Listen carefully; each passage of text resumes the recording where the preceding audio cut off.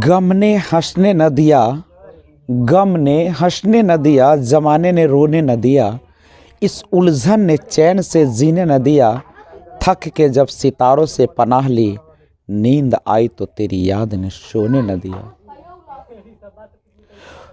वो रोए तो बहुत पर मुझसे मुंह मोड़ कर रोए, वो रोए तो बहुत पर मुझसे मुंह मोड़ के रोए, कोई मजबूरी होगी जो दिल तोड़ कर रोए। मेरे सामने कर दिए मेरी तस्वीर के टुकड़े, मेरे सामने कर दिए मेरे तस्वीर के टुकड़े, पता चला मेरे पीछे वो उन्हें जोर कर रोए। कितना मुश्किल था उसको अलविदा कहना, कितना मुश्किल था उसको अलविदा कहना, काश के उस वक्त बेजुबान हो जाता, तुमको याद कर लूँ तो मिल जाता है सुकून दिल को।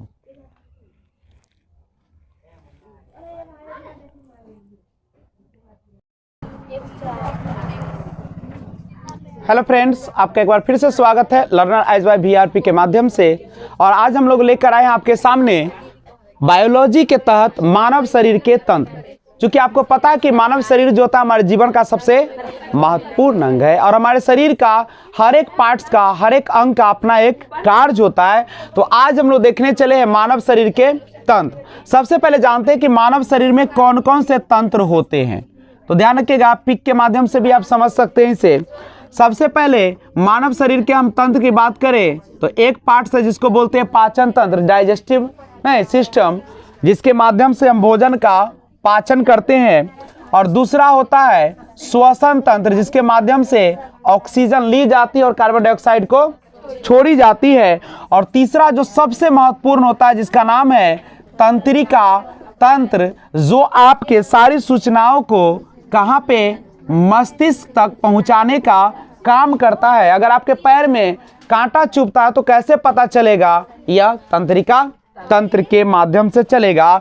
और एक होता है रक्त परिसंचरण तंत्र, नहीं हमारे बॉडी में जो रक्त बनते हैं और वह जो होता है हमारे शरीर के पूरे भागों में जाने का काम करता है, वही कहलाता है रक्त परिसंचरण तंत्र। तो आइए सुनिए एक और बात, एक नोट के माध्यम से देखिएगा। हमारा जो बॉडी बना है दुनिया का सबसे बेहतरीन बॉडी, जिसमें पाई जाती है ग्लैंड्स। क्या पाई जाती है? ग्लैंड्स, जिसे हम लोग ग्रंथि के नाम से जानते हैं। और इसी ग्रंथि से हमारे शरीर में क्या निकलती है? रस निकलती है। और उसी रस में क्या रहता है? एंजाइम्स होते हैं। और इसी एंजाइम से भोजन को क्या किया जाता है? भोजन को पचाते हैं। यही ना है आपका? ठीक है, तो आइए सबसे पहला क्लास आपके सामने आपके स्क्रीन पर आ गया है, पाचन तंत्र। यानी आपके शरीर में कौन से अंग है जो आपके पचाने का काम करते हैं, तो उसका नाम है पाचन तंत्र। नहीं तो देखते हैं पाचन तंत्र के बारे में हल्का सा जानकारी। वैसे तो मुझे पिक बनाने उतना आता नहीं है, लेकिन मैं थोड़ा सा प्रयास करने का नहीं कोशिश करता हूँ। पता नहीं ये कौन सा आदमी बना।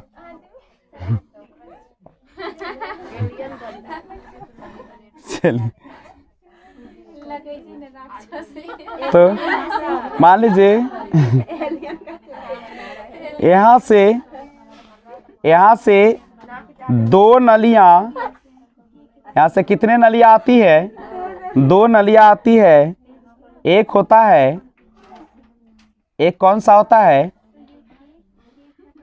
एक भोजन को ले जाने का काम करती है और दूसरा ऑक्सीजन को।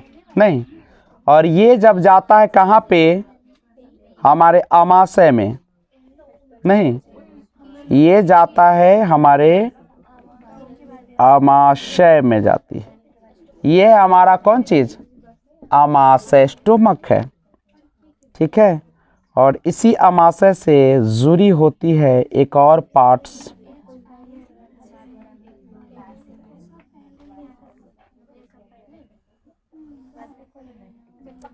और ये तो हम लोग का क्या है? मुंह होता है। नहीं,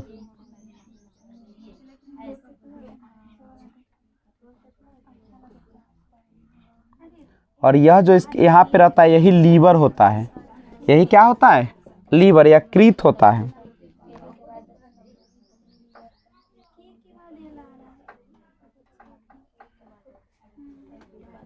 और यह जो है आपका भोजन नली है, जिसको आप क्या बोलते हैं? ग्रास नली। और ये आपका अमाशय हो गया।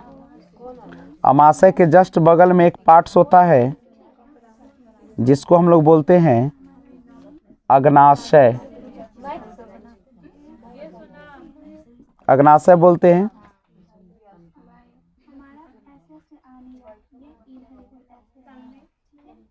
और इसी के बगल में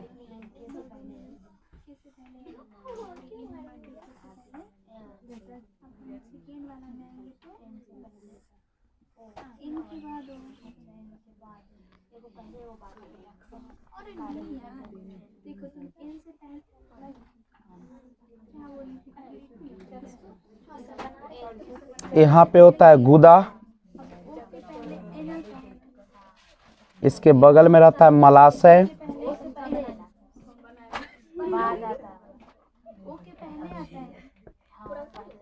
और एक चीज और समझिएगा, ये जो एक कृत होता है इसी में एक चीज होता है जिसको हम बोलते हैं पित्ताशय।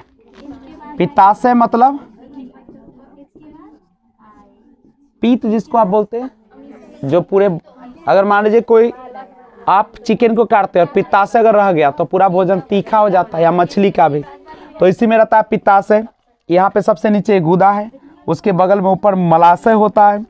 और ये जो पूरा पार्ट्स है, नहीं, ये जो पूरा पार्ट्स होता है यही आपका कौन चीज है? क्षुद्रांत है।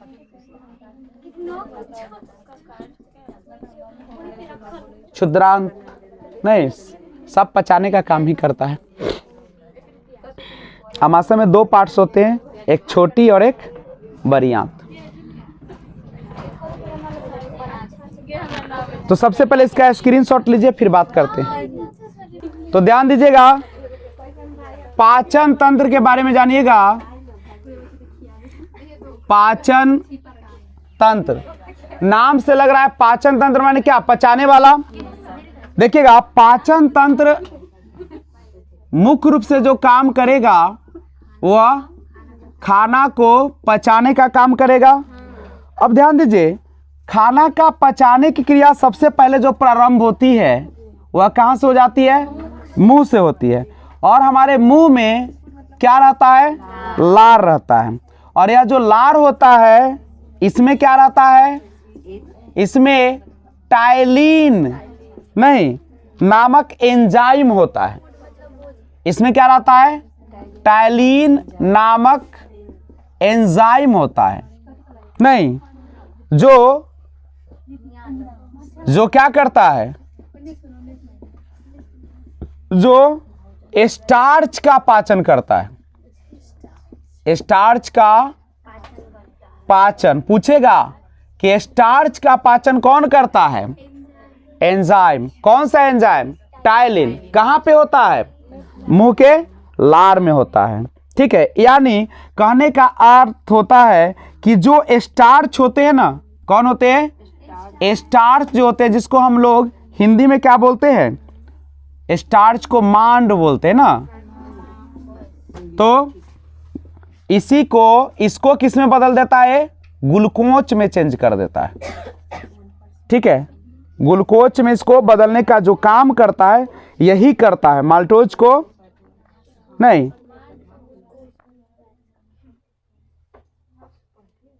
उसके बाद समझिए, कंप्लीट हो गया, पाचन की शुरुआत हो चुकी। अब दूसरा जो पार्ट्स आता है जिसका नाम है अमाशय। अमाशय जिसको आप स्टोमक बोलते हैं, स्टोमक बोलते हैं।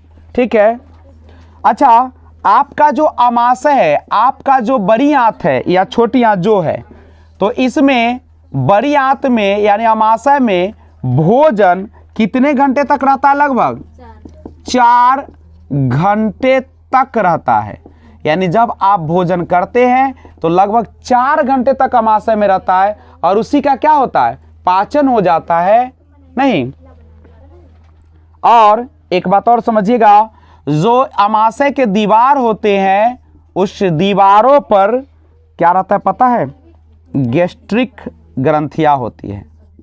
गैस्ट्रिक ग्रंथियां होती है जिसको हम जठर ग्रंथियों के नाम से भी जानते हैं। दीवार पर कौन रहता है? जठर ग्रंथियां रहती है। कहाँ आपके रहती है दीवार पर? अमाशय के। क्या करती है? तो जो भोजन जाता है उसको छोटे छोटे टुकड़ों में बांटने का काम करता है। किसके मदद से? एंजाइम्स की मदद से। कौन सा एंजाइम?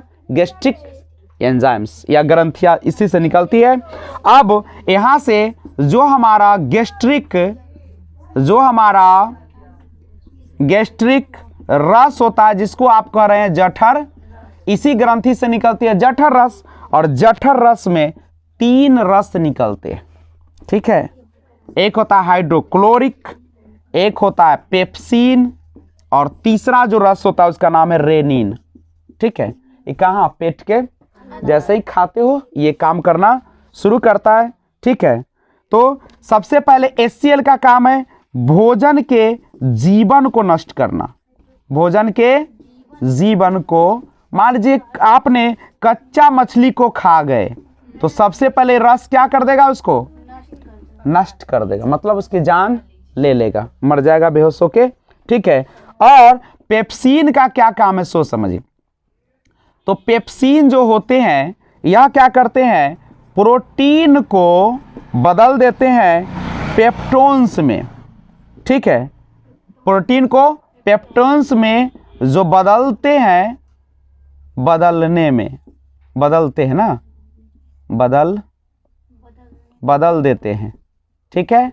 और तीसरा जो है वो है आपका कौन सा है? रेनिन। ये क्या होता है?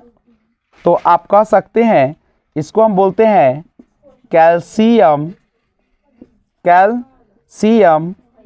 पैरा कैजिनेट या कैसिनेट ना, कैसिनेट की कैसिनेट, ठीक है।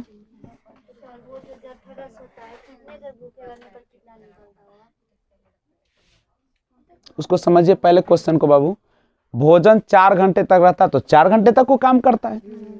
जब पच जाएगा वो काम करना क्या कर देगा? बंद कर देगा। भूखे रहने से क्यों निकलेगा ये बचवा? भूखा रहेगा तब तो आपको वसा काम करेगा। जब आप उपवास में रहते तो आप जो वसा लेते हैं, घी मक्खन जो खाते हैं, वही ना आपको ऊर्जा देती है। लेकिन ज्यादा वही खा लेते तो लीवर के आसपास जमा होता है जो आपके चर्बी हो जाती है और यकृत को नष्ट कर देता है। अगर आप बहुत ज्यादा मोटे 2-4 दिन भूखे रह जाएगा, ऊपर वाला चमड़ी लटक जाएगा, जवानी में बुढ़ारी आ जाएगा, हाँ, और आप बीमार भी पड़ जाएंगे। इसलिए उपवास सप्ताह में 1 दिन से ज्यादा मत किया करिएगा, ठीक है। तो पहले इसका स्क्रीनशॉट लीजिए, नोट लिखेगा।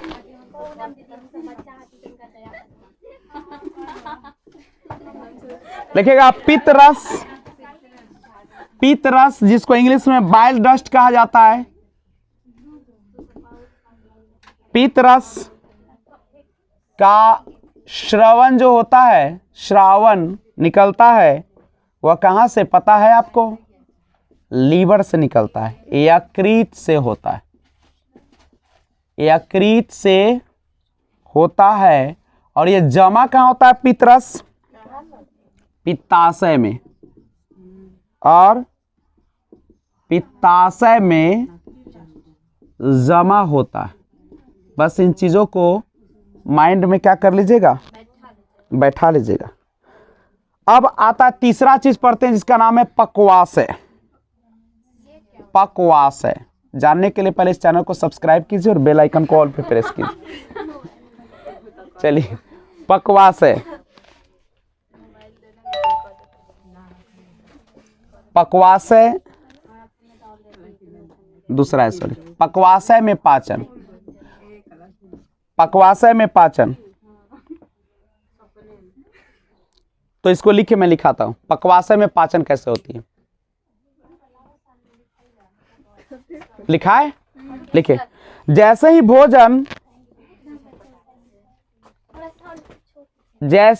भोजन पक्वाशय में पहुंचता है, जैसे ही भोजन पक्वाशय में पहुंचता है,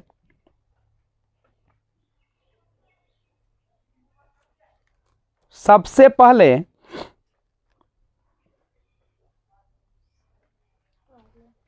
सबसे बड़ी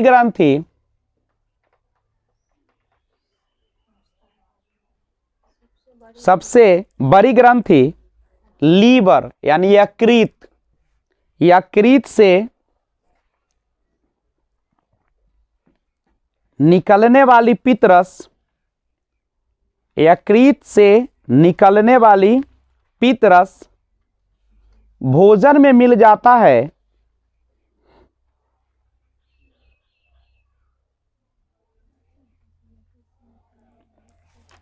और पाचन की क्रिया को तीव्र कर देता है, यानी पक्वाशय है। जैसे ही भोजन पक्वाशय में पहुंचता है, सबसे पहले सबसे बड़ी ग्रंथि लीवर या यकृत से निकलने वाले पित्तरस भोजन में मिल जाता है और पाचन की क्रिया को तीव्र कर देता है। और पित्तरस लिख के डैश दीजिए, पित्तरस लिखिए और डैश दिया जाए। पित्तरस लिख के डैश दिए, लिखिए पित्तरस क्षारीय होता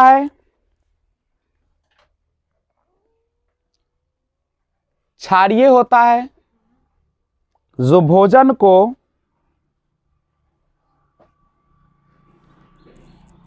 अम्लीय से क्षारीय बना देता है,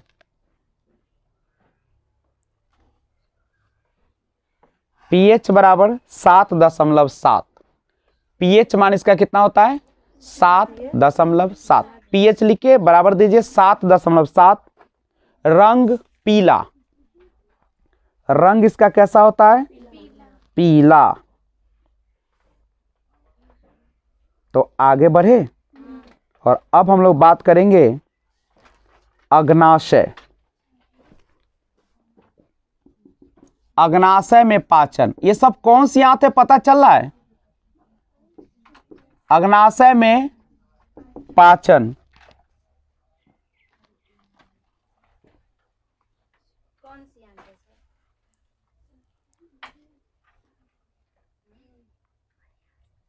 सब बड़ी आंत है। पहले भोजन कौन सी आंत में जाती है? बड़ी आंत में जाती है। बड़ी आंत में पहले पूरा भोजन के टुकड़े टुकड़े हो जाते हैं, छोटे छोटे पार्ट्स में, और पाचन की क्रिया कहाँ पे हो जाती है? छोटी आंत में। बेकार पदार्थ मल द्वारा उत्सर्जित हो जाते हैं, बाहर निकल जाते हैं, और काम का जो होता है वह स्टार्च या मंड के रूप में, मंड भी होता है उसका नाम, ग्लूकोज बनकर पूरे शरीर में ऑक्सीजन के द्वारा रक्त के माध्यम से पूरे शरीर में फैल जाता है और हमें ऊर्जा मिलती है, जिसके बल पे हम अभी यूट्यूब पे बोल रहे हैं। नहीं, शरीर में जब ताकत रहती है तो लोग दुनिया को समझता नहीं है, और जब ताकत खत्म होती है तो सारे अक्ल बिछावन पर आ जाते हैं। अग्नाशय में पाचन, अग्नाशय में पाचन के लिए वहां से एक रस निकलता है जिसका नाम क्या है? अग्नाशय रस। अग्नाशय रस जो होता है उसमें 3 तरह का रस निकलता है, समझे? एक का नाम है ट्रिप्सिन, दूसरा रस जो निकलता है उसका नाम है एमाइलेज, दूसरा रस का नाम क्या है? एमाइलेज, और तीसरा जो रस निकलता है जिसका नाम है लाइपेज। ये जो ट्रिप्सिन होती है, ट्रिप्सिन पेप्टोन्स को बदल देती है एमिनो अम्ल में बदलती है। किस में बदलती है? एमिनो अम्ल में। और ये मंड को शर्करा में बदलने का काम करती है।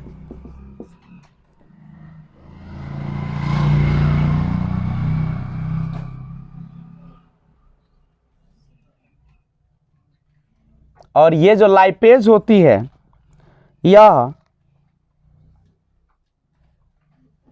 इमल्सिफाइड वसा जो होती है उसको ग्लिसरीन तथा केटी एसिड्स में बदल देता है, केटी एसिड्स में बदल देता है और इसका काम तमाम हो जाता है। और उसके बाद काम शुरू होता है किसका? छोटी आंत का। आंत पर आते हैं। तो आइए सबसे पहले, अभी तक तो सारी क्रियाएं हुई, अब हम लोग चलते कहाँ पे? छोटी आंत। भोजन का अंतिम पाचन यहीं पे समाप्त हो जाता है।